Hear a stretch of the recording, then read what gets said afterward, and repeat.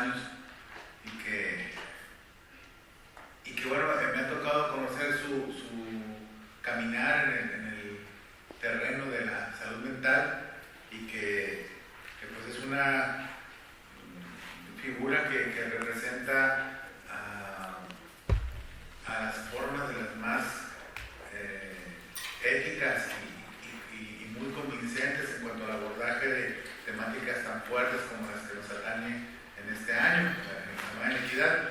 Por eso, más que presentar su currículum, yo creo que ustedes lo van a escuchar y se van a dar cuenta de la dimensión de las formas de Paco en cuanto a la visión que tiene de estas problemáticas y que va a servir bastante en cuanto a los espacios donde ustedes andan ubicadas, va a servir bastante, ¿sí? Entonces, sin más ni más, dejo con ustedes a mi gran amigo Francisco Anguiano Castillo. Paco.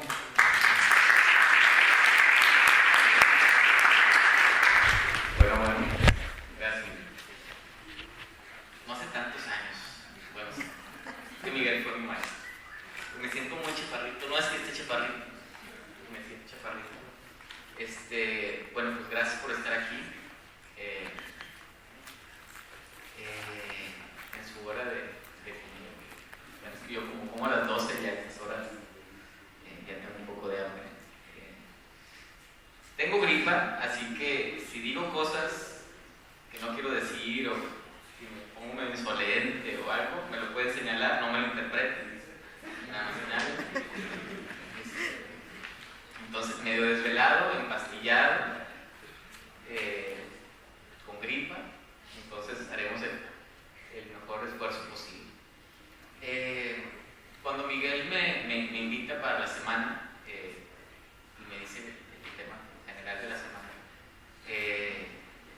me interesó, no, como dice Miguel, no todas las semanas participo, a veces siento que no tengo nada que decir, a veces sí le saco la vuelta porque es mucho trabajo, entonces como dejar de hacer otras cosas para dedicarle tiempo a la presentación, pero el tema me pareció interesante, entonces esta vez sí le entré. Y pensando como qué decir, me surgieron muchas dudas. No es un tema fácil. Entonces, pues bueno, vamos a ver a dónde llegamos hoy, ¿no?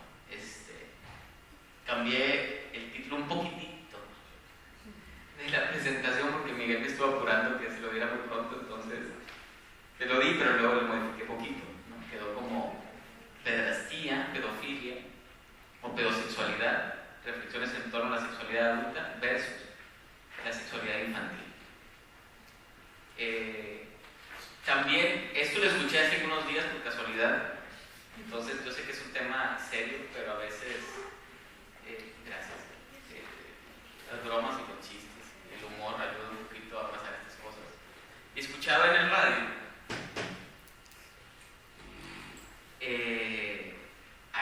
no sé, nomás me prendí, estaba escuchando eso y era como un comentario de una persona, yo creo que por la situación política en la que estamos, que decía que un político no le coquetea a una menor, no porque sea menor, sino porque no puede votar.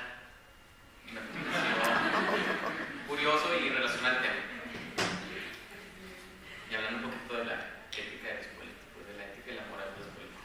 Bueno, pues vamos a empezar. Los manda Miguel Abogado. Muchas gracias. No, tampoco, espero que no se vayan si les da mucha hambre. Yo les prometo que me voy a quedar hasta que termine, aunque me dé mucha hambre. Bueno, pues, el tema de la sexualidad ya no es el mismo de antes. Ahora se habla de sexualidad en muchos espacios, públicos y privados, a veces como un tema perteneciente a la moral, a veces a la salud. Aunque sigue siendo un tema difícil para muchos, lo que sí es cierto es que la actitud hacia la sexualidad ha cambiado. Se habla de ella de una manera diferente. Temas como la homosexualidad, la bisexualidad, la transexualidad o la intersexualidad han encontrado un poco más de dificultades y a pesar de que existe una tendencia a invisibilizarlos, poco a poco ha podido abrirse camino y tener un lugar en el discurso social. En cambio, otros temas siguen viviendo en la oscuridad. Temas que para muchos es mejor no hablar de ellos, no abordarlos. Uno de los temas más complicados, más estigmatizados, más satanizados, que despierta más odio y por supuesto más resistencia,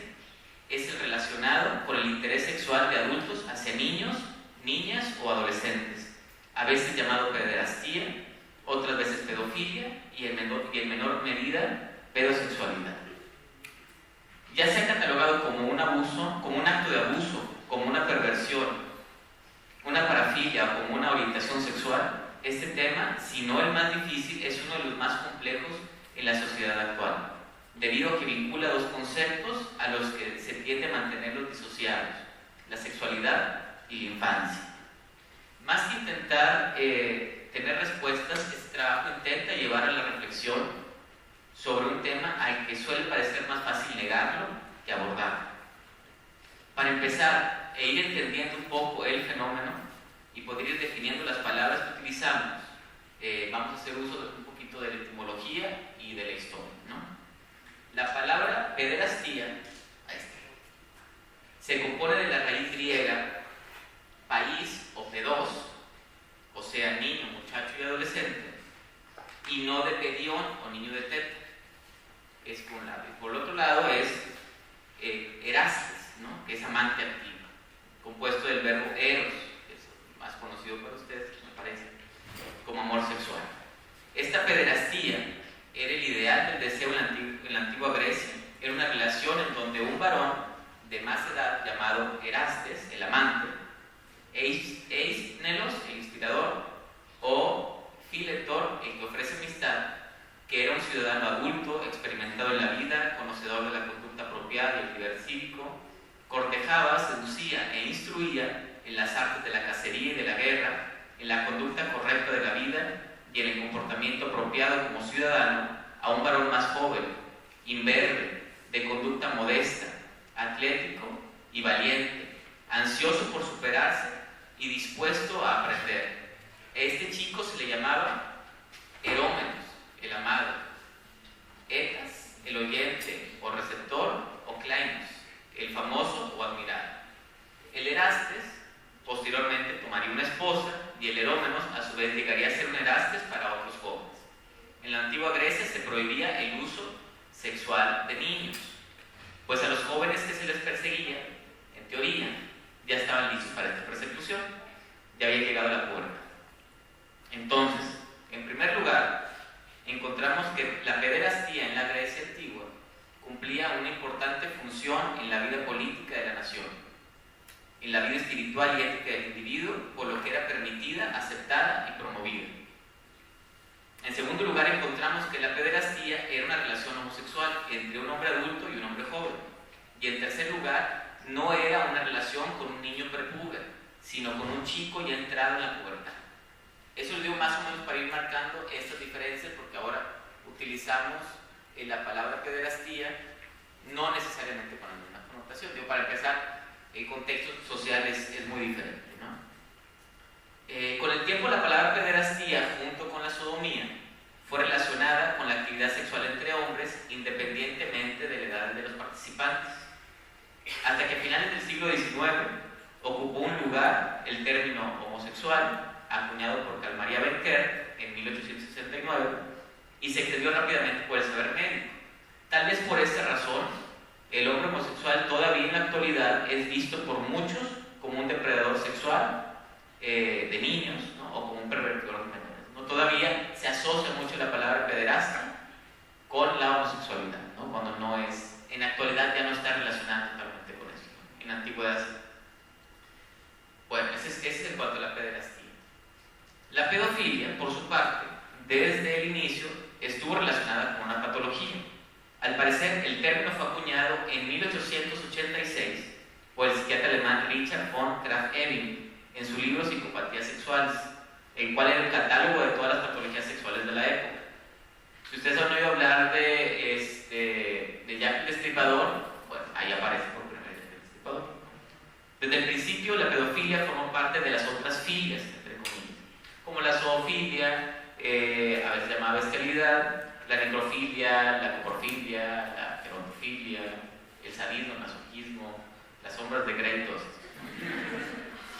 A mí me llama la atención cómo estas llamadas en un primer momento desviaciones, aberraciones o perversiones sexuales, y luego a partir de 1987, en el Manual Diagnóstico y Estadístico de Trastornos Mentales, el DSM, en su tercera edición se llamaron parafilias, utilizan el sufijo filia, ¿no? También del griego, que es un amor no sexual. Eso siempre me ha llamado la atención. Regularmente traducido como amistad. Entonces, aunque etimológicamente la palabra pedofilia sería literal amistad con los niños, este concepto ha sido más utilizado como término psiquiátrico de un trastorno en específico, catalogado dentro de los trastornos sexuales, específicamente, decíamos, las parafilias. El último concepto, creo que muy poca gente conoce, es el de pedosexualidad. Y ese término surge de un activismo pedófilo que más o menos aparece a finales de la década de los 50 del siglo pasado en los Países Bajos. NAMBLA, la Asociación Norteamericana por el Amor entre Adultos y Chicos, es una de las organizaciones pro pedofilia en el mundo que, según su página web, se califican a sí mismos como una red de apoyo en favor de las relaciones intergeneracionales, un claro eufemismo, y que ha abogado por la eliminación de una edad mínima de consentimiento para tener relaciones sexuales. Estos movimientos políticos han intentado la eliminación de la pedofilia por parte de la OMS, de la Organización Mundial de la Salud, o de la APA, la Asociación Psiquiátrica Americana, sin lograrlo. También algunos activistas prefieren utilizar los términos como boy lover o girl lover para alejarse del término pedófilo por el estigma que tiene, y de la misma manera han buscado catalogar la pedofilia como una orientación sexual más, como la heterosexualidad o como la homosexualidad. Y por esto crearon el concepto de pedosexualidad y prefieren llamar a una persona que siente atracción por un niño como pedosexual. Digamos así, como heterosexual, homosexual, bisexual, pedosexual. Como podemos ver, el activismo pro pedofilia ha intentado seguir el camino que anteriormente recorrió el llamado pásenle, aquí hay lugares adelante. Han intentado seguir el camino que anteriormente llevó el movimiento de liberación gay, ¿no? Ahora conocido como colectivo LGBTI, y de que en algún momento NAMBLA formó parte, ¿no? Hasta que la Asociación Internacional de Gays y Lesbianas, la ILGA, se deslindó de ellos en el 94, ¿no? Es también curioso destacar que esa figura del delincuente sexual que hoy ocupa el pedófilo, anteriormente lo ocupaba el homosexual, ¿sí? Recuerden, por ejemplo, lo que pasó con Oscar Wilde, ¿no? Más o menos se ubican a Oscar Wilde y saben un poquito de lo que pasó. Pues fue encarcelado, ¿no? por sodomía a finales del 19, principios del 20, más o menos. O vayan a ver la película Código Enigma. Eso ya es a mediados del siglo pasado, más o menos en el año 50, para que vean lo que pasaba, ¿no? Entonces, es complicado, ¿no? Pero al menos ese lugar que ahora ocupa el pedófilo como delincuente sexual, antes lo tenía el homosexual.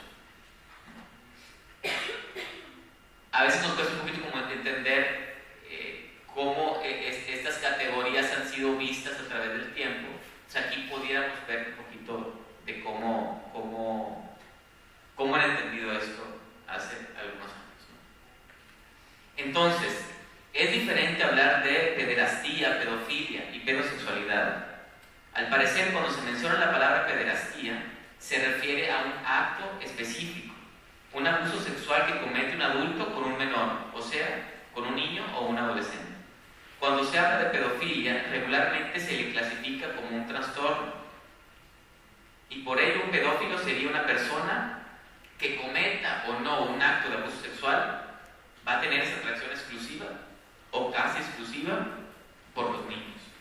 A veces se intenta diferenciar la atracción por niños de la atracción por adolescentes, utilizando para esta última la palabra efebofilia, de efebo, concepto casi desconocido y que no aparece en el DSM. Y la pedosexualidad solo la suelen utilizar los activistas pedófilos al intentarla clasificar como una orientación más, decíamos, al lado de la heterosexualidad, la homosexualidad y la bisexualidad, cosas que sería complicado por varias razones, entre ellas que un pedófilo puede ser hetero, homo o bisexual, o sea que le gusten los niños, las niñas o ambos, Y en segundo lugar, por la relación asimétrica que conlleva.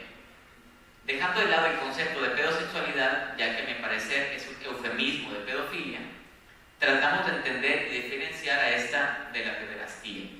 Un pederasta, un pederasta es alguien que abusa sexualmente de un menor, aunque no sea pedófilo.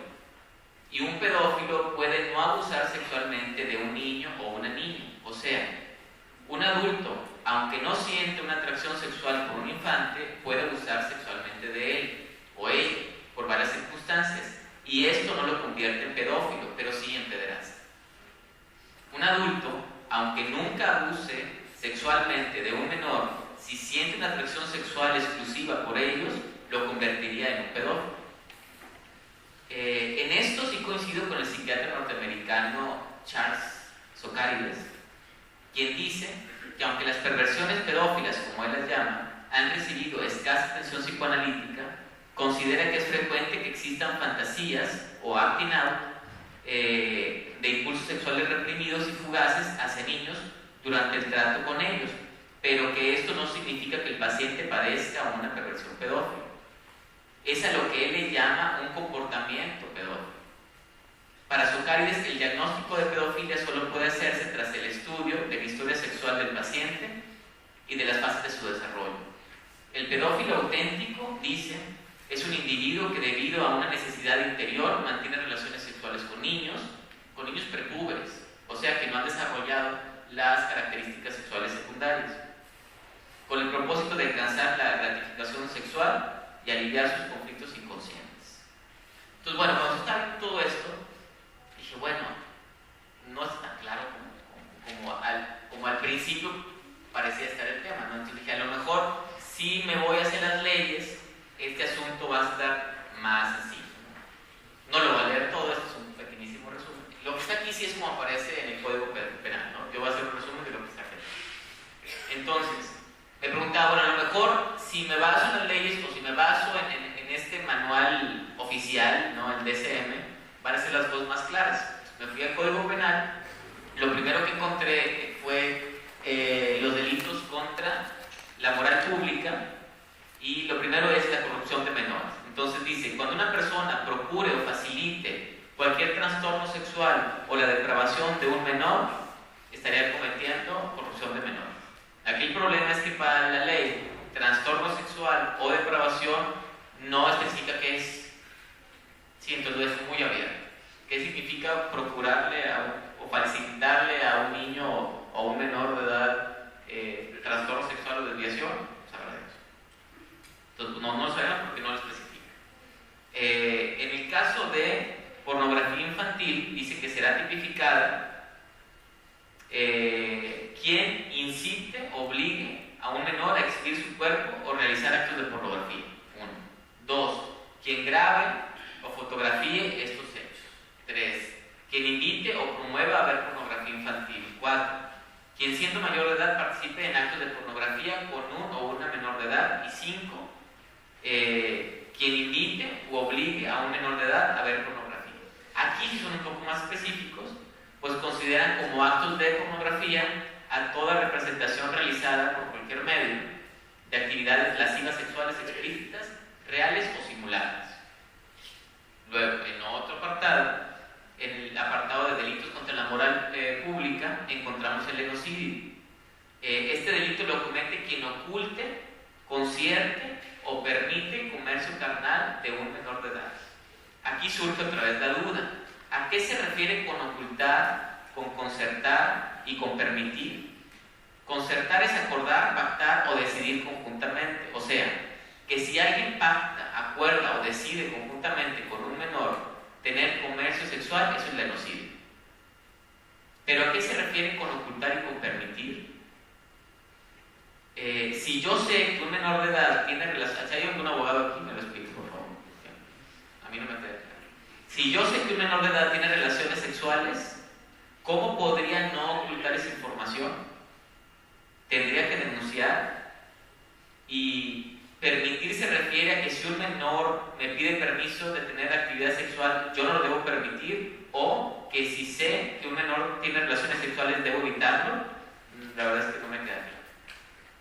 En cuanto a los delitos sexuales, encontramos los atentados al pudor, el estupro y la violación.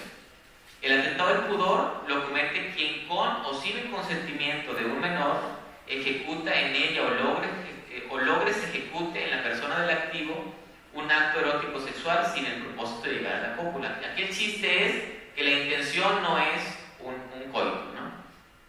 Con o sin consentimiento. O sea que él o la menor, que aunque él o la menor estén de acuerdo, se penaliza cometer un acto sexual aunque no hay intención de llegar a la cópula.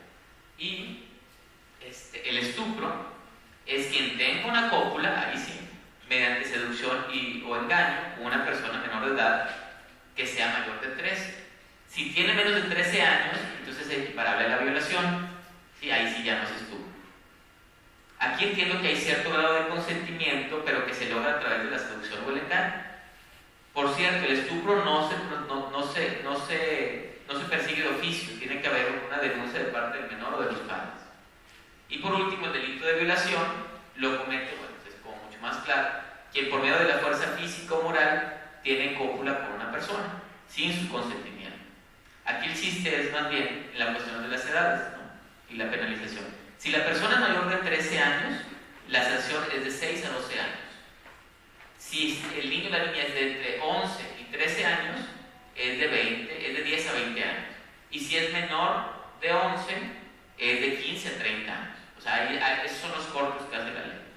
O sea, aquí lo que llama la atención son estas diferencias, ¿no? Mario, si hay diferencia menos de 11, entre 11 y 13 y más de 13. Entonces, aunque las leyes no logran definir algunos aspectos, me parece que lo deja hasta cierto punto claro. El Código Penal no se pregunta si la persona es pedófila, si es pederasta o si es pedosexual. Para la ley lo importante es el acto que se comete y así lo marca. Para nosotros los psicólogos esto no es tan sencillo. Si un chico de 20 años tiene una relación sexual con una chica de 17, para la ley es estupro. Y para nosotros es abuso. Necesariamente el mayor tiene que ser quien seduzca, engañe o abuse de él o la menor. Nosotros, aunque debemos de tener en cuenta qué dicta la ley, no tenemos un código que marque qué se puede y qué no se puede hacer. Pero sí existe un manual para identificar si una conducta resulta patológica o no, construido desde un saber médico, específicamente el psiquiátrico. Entonces, pues bueno, ¿qué dice el DSM de esto? En relación al tema, yo estuve preguntando ahí en mis redes sociales si alguno de mis amigos o conocidos había tenido una relación siendo adolescente con alguien que le llevara 8 años o más, pensando en estas cuestiones de la ley, ¿no? Y la cuestión del abuso y demás. Entonces, hubo muchas personas que me dijeron que sí, que habían tenido en su adolescencia relaciones con alguien 8 años mayor, que en algunas relaciones sí sintieron algún tipo de abuso, pero en algunas otras relaciones no. Entonces, la mayoría coincidían en que no tenía que ver, o sea, que ahí la diferencia de edad es algo importante, pero no es específicamente lo que causa el abuso. Y yo decía, tiene que ver más con la intención de la persona. Sí, o sea, me ha tocado, decía un amigo, ¿no? Son 10 años de diferencia, y sí, me ponía el cuerno, y sí, me hacía como quería, yo no sabía nunca había tenido una relación, y esta persona ya había tenido muchas relaciones, pero en cambio después de esta persona tuve otra pareja, y no fue así, y también me llevaba como 9, 10 años, ¿no? Entonces, yo creo que tiene que ver más con la intención de la persona.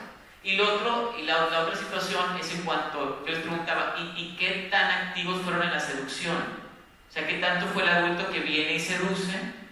¿O qué tanto el adolescente también le entra a ese rollo? También la gran mayoría hablaba de una seducción de su parte. Obviamente, la mayoría, salvo una persona, la mayoría eran adolescentes entre 15, 16, 17 años, ¿no? Con una diferencia de 9, 10, 11 años o más. Solamente hubo una persona, más que por tiempo ya no tuve chance como de preguntarle, que él sí específicamente me dijo, yo cuando tenía 8 años. Entonces ahí hubiera sido como muy importante o muy interesante preguntarle cuál había sido su vivencia en esa relación. ¿sí? Porque ahí sí ya estamos hablando de un niño, de un prepúber. Entonces, bueno, ¿qué dice el DSM? En el DSM, en su quinta edición, ya no se le llama, para empezar, ya no se le llaman parafilias a las que antes se les conocía como perversiones sexuales, ahora se les llaman trastornos parafílicos. Y dentro de eso encontramos a que ahora se le llama como trastorno de pedofilia. Para este manual es necesario que la persona a quien se le diagnostique un trastorno de pedofilia debe tener al menos durante 6 meses una excitación sexual intensa y recurrente derivada de fantasías, deseos sexuales irrefrenables o comportamiento que implica la actividad sexual con uno o más niños prepúberes. Ahí lo está marcando otra vez. O sea, generalmente menores de 13. Esta persona ha cumplido tales deseos o estos deseos o fantasías causan malestar o problemas interpersonales y tiene como mínimo 16 años y es al menos 5 años mayor que el niño o niños. Como nota, ¿preguntaron algo? Okay. Ok. Como nota, si tiene algo me dice. Como nota dice que no se debe incluir a un individuo que se encuentra al final de su adolescencia y que mantiene una relación sexual con un individuo de 12 o 13 años.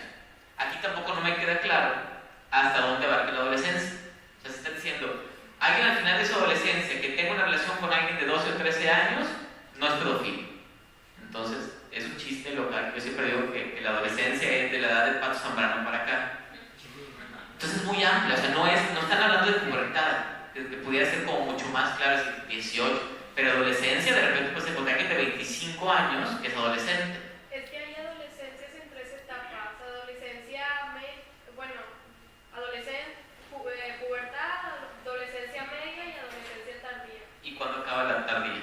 Creo que es cuando terminas la facultad, algo así más o menos, o sea, no hay como que un límite, depende de la madurez de la persona, pero más o menos a los 25 años. Pues esa es la bronca, porque entonces puede ser a los 20, puede ser a los 18, puede ser a los 30, puede ser a los 20. Es como tipo una estadística nada más de, o sea, que dan, pero en realidad no hay como que en esta edad estás en esta etapa. O sea, Ajá, eso es lo que aquí me causa ruido, justamente eso, porque entonces 25 y 12, ¿sí?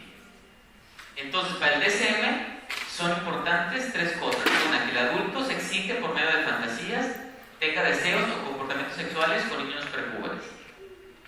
2, que haya cumplido tales deseos o que eso le cause malestar. Y 3, que tenga al menos 16 años y lleve 5 años de diferencia de medio. O sea, aquí yo estoy entendiendo, uno, que solo se está clasificando personas que sienten esta atracción sexual por niños prepúberes, no por adolescentes. O sea, que la efebofilia queda fuera. Que es esta atracción por adolescentes, ¿no? Que algunos le llaman complejo de Lolita, ¿sí? A esta efebofilia cuando se trata de niñas, por la novela de Vladimir Nabokov, y bueno, después hizo película con Kubrick, ¿no?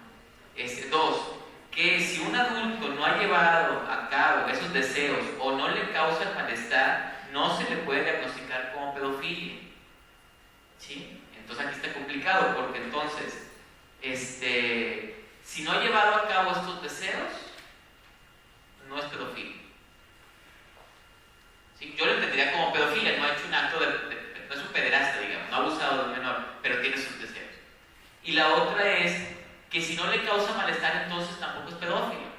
Entonces, si un adulto anda abusando de niños y demás y no le causa malestar, entonces no es pedófilo.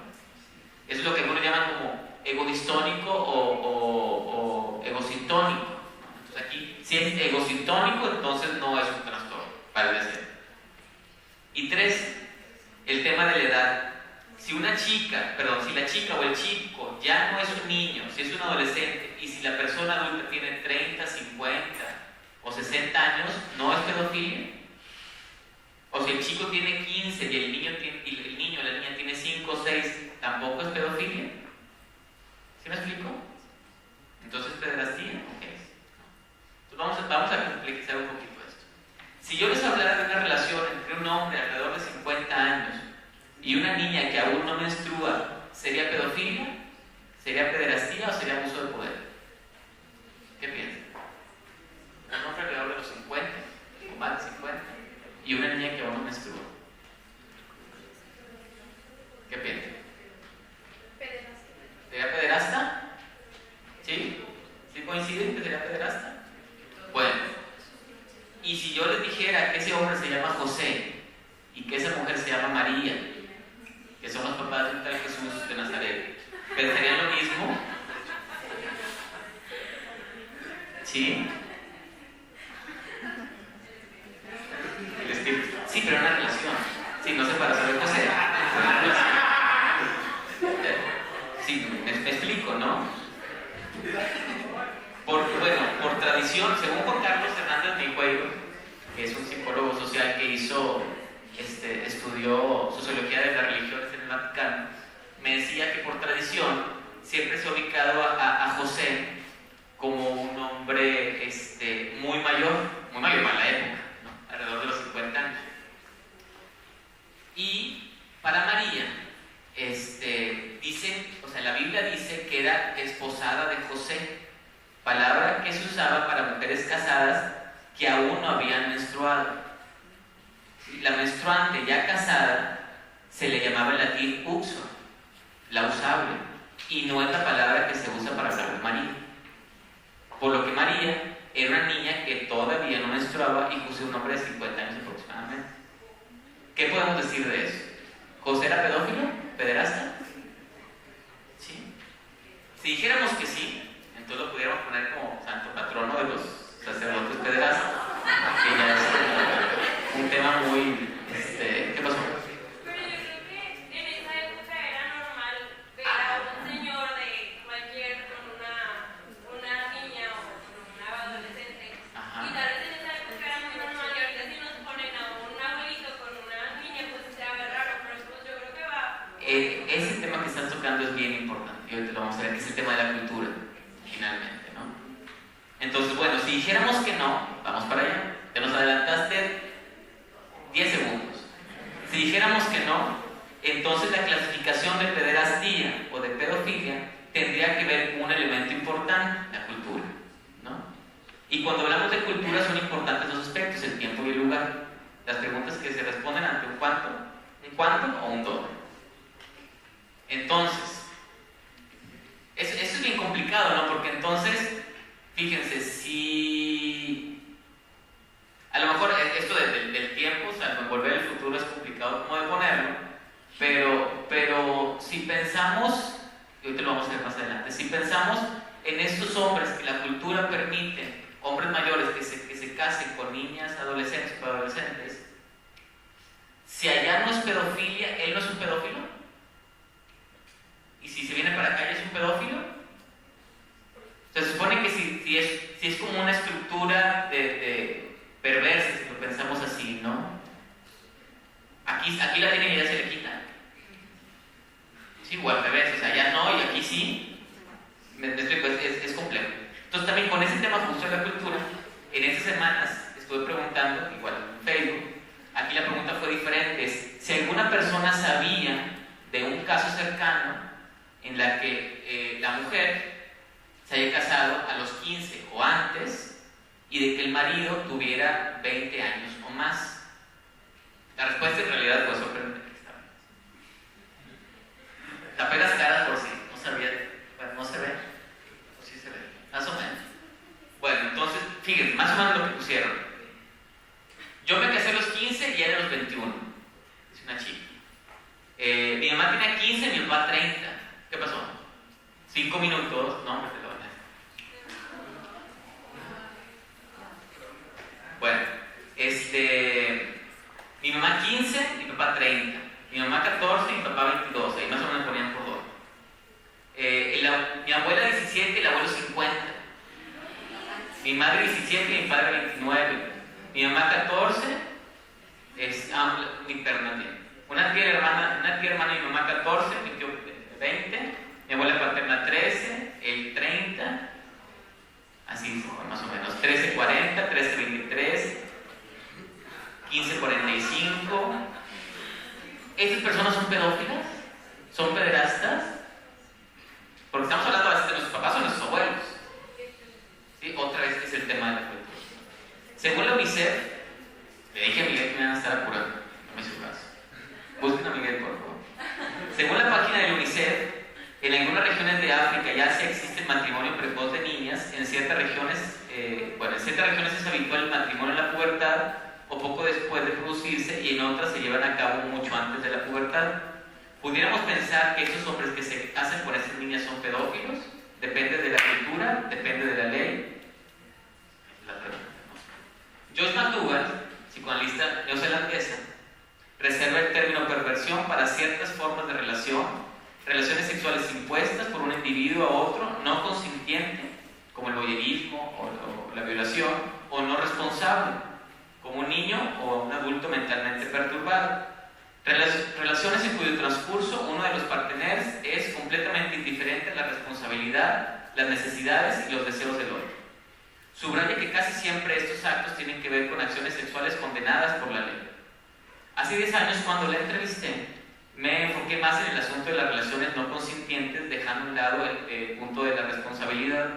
Ahora me arrepiento. ¿Qué entiende Joyce cuando se refiere a una persona responsable? ¿En qué sentido? Al poner a los niños dentro de una relación no responsable y no dentro de las no consintientes, entiendo que es porque un niño puede decir que sí, pero no es responsable de ese sí. No me estén ejerciendo presión. Te falta mucho. Y aquí surge mi pregunta: ¿hasta cuándo un niño puede ser responsable de un sí? ¿Cuál es el criterio? Para la ley es fácil, 18 años, al menos en México. Y para nosotros, los psicólogos, psiquiatras, psicoanalistas, la cuestión de la responsabilidad del menor es una de las más complicadas de este asunto. ¿Hasta dónde es víctima y hasta dónde pudo haber participado activamente en la seducción? Si para la ley eso se resuelve con la mínima edad de consentimiento, 18 años decíamos, para nosotros no puede ser de la misma manera. Es lo mismo el nivel de consentimiento o de responsabilidad de una chica o un chico 16, 17 años que un niño o una niña de 3 o 4 años. Como dice el psicoanalista Fernando González en su libro La Iglesia del Silencio, quienes son considerados víctimas no todos son equivalentes, pues van desde las que sufrieron genocidio sin defensa posible y las que padecieron cárcel, incluso tortura por sus ideas políticas, hasta las que fueron sometidas al mismo tratamiento pero que habían participado antes en actos terroristas o estuvieron dispuestos a matar o efectivamente lo hicieron. También están las mujeres que sufrieron lapidación o agresiones en su cuerpo, o los homosexuales, lesbianas, estigmatizados y violentados, etc. ¿Esto es solo una justificación para sus actos o realmente el pedófilo interpreta la conducta del menor como seductora? ¿O voy más allá? ¿Realmente hay una seducción de parte del infante? Recuerdo a un paciente, tiene unos 45 años entonces, eso hace como 10 años, que decía que la hija de su esposa, cuando tenía 11 o 12 años, lo provocaba. Andaba en calzones en la casa, se le acercaba mucho. La perdonó, como él decía, hasta los 14 años y empezó a tener relaciones sexuales con ella hasta que a los 17 la embarazó. Él acudía a consulta después de que esa chica, ya una mujer de 30 años en ese entonces, ya se había mudado con su novio y entonces él sufría por este abandono. Ferenczi, en su artículo Confusión de lenguas entre adultos y niños, que Elisa me lo pasó, muchas gracias Elisa, dice que las seducciones incestuosas se producen habitualmente de este modo. Un adulto y un niño se aman. El niño tiene fantasías lúdicas. Este juego puede tomar una forma erótica, pero permanece siempre en el ámbito de la ternura.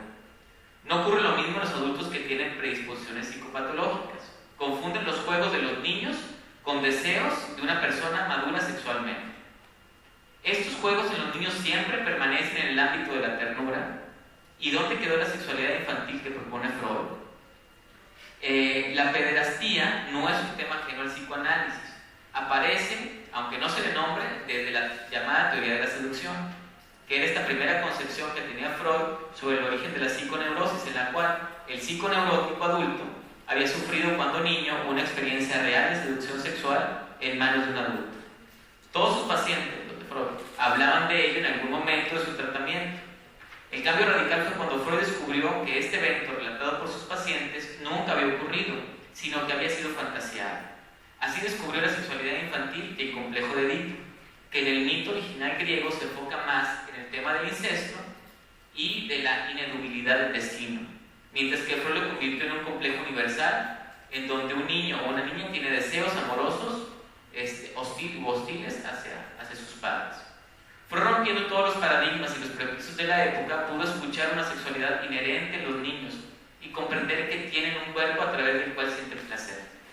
Esta sexualidad es la misma que la sexualidad de los adultos. ¿Representa lo mismo la sexualidad para un niño que para un adulto? ¿Tendrá la misma capacidad para enfrentar un evento de índole sexual? Pienso, por ejemplo, en un par de niños que se exploran, se tocan, sienten placer. Esta situación se experimentaría de la misma manera si no fuera otro niño de la misma edad, sino un adulto. ¿Cuál es la diferencia? Me parece que aunque el niño sea un ser sexual que desea y con un cuerpo con la posibilidad de sentir placer, esto no quiere decir que el adulto pueda hacer uso de ese cuerpo para su propia satisfacción. Tal vez por eso Sylvia Bleichmann relaciona más el Edipo con la prohibición del cuerpo del niño como lugar de goce y redefine la perversión en términos de desubjetivación del otro y no de ejercicio de la pulsión parcial o de castración. Esta experiencia, la que encuentra la del encuentro del niño con la sexualidad del adulto, la podríamos definir también en términos de trauma. A diferencia de lo que se suele creer, autores como Monty Bellacard y Álvaro Lezica explican que una situación nunca es traumática per se, ya que traumático nombra a un determinado tipo de falla en la elaboración psíquica, no vinculada a priori a ningún hecho en especial. Los eventos fácticos externos desestabilizantes se les llama situaciones disruptivas, porque implican una exigencia de trabajo impuesta al psiquismo más allá de lo que éste tolera, obligándolo a recurrir a estrategias o procesos estabilizadores no siempre exitosos. Lo que significa que no es el tipo de evento lo que causa el trauma, sino la dificultad o la imposibilidad del psiquismo de procesar la experiencia. Sin embargo, hay ciertas situaciones disruptivas que causan especial daño humano por un otro ubicado en roles de... hay ciertas situaciones disruptivas que causan un especial daño psíquico y son aquellas en las que el suceso es realizado con una intencionalidad humana por un otro ubicado en roles de amparo, sea de asistencia, protección o auxilio, como por ejemplo los padres, tíos, sacerdotes, etc. El abuso sexual puede ser esta situación disruptiva y desestabilizante que abrupta e imprevistamente desborda toda previsión y defensa en el niño y deja una herida, o como le llamaban los griegos, un trauma. Otro aspecto que complejiza esta situación es el relativo al placer. Fernando González, que ustedes lo mencionábamos, así lo explica. Los abusados, debido a que obtuvieron placer por un medio que no desearon ni buscaron, les duele y los confunde. Quedan en una posición insostenible, ya que ni se sienten plenamente inocentes, ni tampoco plenamente culpables, y por ello tienen que pasar tiempo, a veces mucho tiempo, para que le puedan atribuir la responsabilidad fundamental de lo ocurrido a quien le corresponde. ¿Qué sucede, se pregunta Fernando, con quienes primero fueron literalmente sorprendidos por su abusador, de quien no esperaban esa actitud y terminan ligándose por un tiempo a él para que repita sus actos, esta vez ya sabiendo de lo que les espera? Es decir, que de sorprendidos y violentados terminan convirtiéndose en cómplices atrapados. Aunque Fernando se está refiriendo específicamente al abuso dentro del clero, no pude evitar pensar en un tema que recién ha despertado después de 10 años más o menos, gracias a la exhibición de una película y que tiene relación con el tema que hoy nos reúne. Esto es el caso de Sergio Andrade y Gloria Trevi. Una pregunta constante ha sido: ¿fue Gloria víctima o fue tan culpable como Sergio? Me parece que Fernando González, en lo que acabo de leer, resume a la perfección esta situación. Estas chicas, que en un principio fueron convocadas y seducidas por Andrade, siendo todas menores de edad, terminaban atrapadas, enamoradas, embarazadas y sin posibilidad de salir.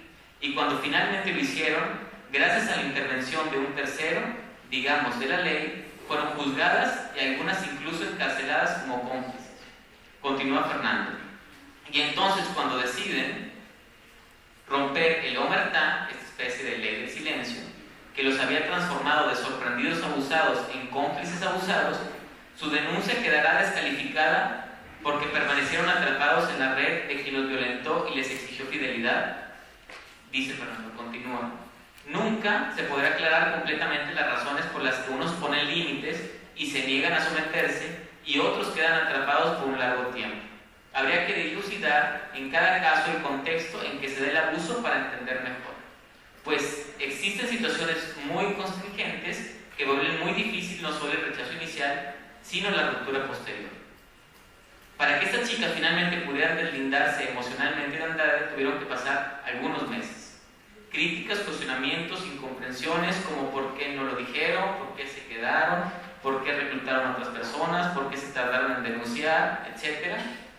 Son preguntas constantes y son parte de la doble victimización de las abusadas, en este caso de Andrade, o de los abusados, en el caso de Marcial Maciel, que fue fundador de los Legionarios de Cristo, quienes se tardaron 40 años en denunciar los abusos sexuales del sacerdote, y que a diferencia de la gran difusión que hubo en el caso de Andrade Trevi, este sufrió de una gran censura de los medios, sobre todo los primeros años, y de un permanente silencio de parte de los integrantes del Regnum Christi, el movimiento laico de los legionarios. Se quiso manejar esa situación haciendo parecer a Maciel como una víctima de quienes querían hacer daño a los legionarios o a la iglesia, y así se trató de negar u ocultar lo que más se pudo las demandas, testimonios y denuncias que esos exlegionarios y demás personas abusadas involucradas, hasta que con la aparición de una esposa e hijos de Maciel ya no pudieron ocultar más lo que había en la cloaca.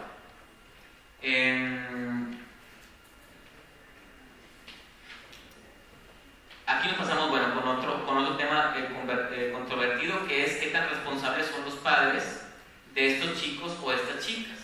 Muchas veces he escuchado que no es culpa ni del sacerdote que abusaba de niños, ni de Andrade, por ejemplo, sino de los papás que dejaban a cargo de ellos a sus hijos o sus hijas menores de edad. ¿Qué es lo que ven o dejan de ver estos padres? ¿Qué es lo que fascina o lo que deslumbra que pueden ver, que impide ver a los padres de los chicos abusados lo que está pasando? Aunque en la actualidad el tema de la pederastía esté muy asociado con sacerdotes católicos, obviamente no es un fenómeno exclusivo de ellos. Así como por un lado está la consigna de siempre creerle a los niños, aunque muchas veces no les creen, por otro lado encontramos que el ser acusado de abuso sexual infantil, sea comprobado o no, es uno de los estigmas con más peso social y más difíciles de quitar. Por los medios de comunicación tenemos conocimiento de varios casos de esto, ¿no? El escritor Lewis Carroll y su Alicia, del País de las Maravillas, por ejemplo, Charles Chaplin, el actor, o el director Roman Polanski, son algunos ejemplos. Uno de los más sonados de los últimos tiempos fue la acusación que se le hizo en el 93 a Michael Jackson por haber besado, masturbado y sometido a sexo oral a Jordan Chandler, de 13 años, y a partir de ahí ya no se le pudo evitar ver con malicia sus apariciones en público, siempre acompañado por niños y en su inocente amistad. A partir de esas acusaciones, ya no se le volvió a ver igual, fue el blanco de chistes en torno a niños, y el estigma de pedófilo lo conservó hasta que murió 16 años después. Los niños siempre dicen la verdad. En junio del 2009, 5 días después de la muerte de Michael, Chandler negó que éste hubiera abusado de él y confesó que fue su padre quien lo obligó a decir aquello. Como quiera, Chandler no fue el único que acusó a Michael de abuso sexual. Fue Michael un niño que se negó a crecer con un cuerpo de adulto que como tal buscaba una satisfacción sexual y que su única posibilidad de acceso era con otros niños como él, no de la edad cronológica que Michael tenía en realidad, sino de la edad con la que se percibía. Fue Michael un hombre perverso que abusaba de jóvenes inocentes. Fue Michael víctima de gente que quería un poco de la fama y del dinero que él poseía. ¿Fueron culpables los padres de esos chicos por dejarlos en manos de un hombre adulto que en sí eran costumbres no muy comunes? No lo sabemos, pero su caso muestra mucho de lo complejo del asunto de la pederastía. Hace poco vi la película de Karate Kid del 84 y no pude evitar pensar con qué ojos se vería esta película en la actualidad. No sé si fue porque yo era un niño cuando la vi o si era la inocencia generalizada de la sociedad de los 80s, pero creo que en nuestros días difícilmente un padre podría estar tan tranquilo y viera con total ingenuidad que su hijo de preparatoria pasara mucho tiempo junto a un hombre adulto que le dice enseñar karate y que le regala un Ford Super Deluxe Club convertible. ¿Perdimos la inocencia? ¿Nos volvimos paranoides o estamos más atentos al tema? Esta inocencia perdida, paranoia o crítica observación, ¿incluye también a las mujeres que tratan con niños? Obviamente que no. Difícilmente alguien pensaría que una mujer pudiera abusar sexualmente de un niño o una niña. La maestra Mary Kay, ya voy a acabar, no me apures. La maestra Mary Kay Le Tourneau, que en el 96, cuando tenía 34 años, mantuvo una relación sexual con su alumno de sexto grado, Billy Fualau, de 12 años, fue encarcelada por 3 meses y salió con la condición de no acercarse de por vida al chico. ¿Existen mujeres pedófilas, pederastas? ¿Fue este un caso de pedofilia, pederastía? Bueno, un mes después de su salida de la cárcel, fue encontrada de nuevo con el chico y como violó su libertad condicionada, y también al niño, o al menos de eso fue acusada la primera vez, fue encarcelada de 1998 al 2004. ¿Se hizo justicia? Mary Kay dio a luz a una niña cuando estaba en libertad condicional, hija del chico Billy, y en la cárcel, con la sentencia nueva de 7 años en prisión, dio a luz a otra niña también, hija de Billy, quien la embarazó mientras estuvo en libertad condicional. Después de su liberación en 2004, Billy, ya tenía más de 18 años, pidió al tribunal que se revocara la orden de restricción y se aceptó la demanda. Ambos se casaron en el 2005. ¿Es una historia de amor? Este caso me hace preguntarme 2 cosas. Una es sobre la creencia de que no hay mujeres pedófilas y el otro es sobre el supuesto que dicen que para el pedófilo, cuando el niño o la niña crecen... Ahí voy a acabar, mira. Es que pensé que tenía hora libre. Eso me dijo Miguel. Ahí voy. Entonces, una es esta, ¿no? De que las mujeres pueden cometer estas cosas, ¿no? Y la otra es esta creencia de que en el momento en que los niños dejan de ser niños y ya son adolescentes, pierden el atractivo para los pedófilos, que aquí obviamente no fue así. Pues ahora sí, ya para acabar. Ya sea como pederastia, como pederastía, como pedofilia, como pedosexualidad, como un acto de abuso, una relación asimétrica, un amor intergeneracional, una perversión, una parafilia o lo que sea, este fenómeno tiene que abordarse y analizarse con cuidado desde diferentes frentes. Nosotros tenemos una posición complicada, ya que si no tomas al pederasta como un criminal sexual, entonces lo estás defendiendo y justificando sus acciones. Y si lo haces, te estás alejando del lugar que te corresponde como profesional civil. No se trata de estar a favor o en contra, las cosas no son tan sencillas. Se trata de hacer una reflexión profunda del tema y no solamente echarle culpas a todo el mundo. Me parece que, como dice Villegas, todo acto violento es responsabilidad de quien lo ejerce y de nadie más. Y nosotros, cuando se trata de abuso sexual infantil, no podemos ser cómplices, pero esto no quiere decir que no podamos escuchar que hay más allá de lo que está pasando en el adulto, en el niño o el adolescente y con toda la situación en general. Que tratemos de entender desde varias ópticas el fenómeno tan complicado y que ha dejado tantas heridas y huellas psíquicas en mucha gente. Este tema no tiene conclusión, quedan más preguntas que respuestas y eso no es necesariamente negativo. Tenemos que preguntarnos aún muchas cosas. Es importante abrir espacios como este para pensarlas, hablarlas, discutirlas, recordando que lo más perjudicial para este tema, como para muchos otros, es el silencio.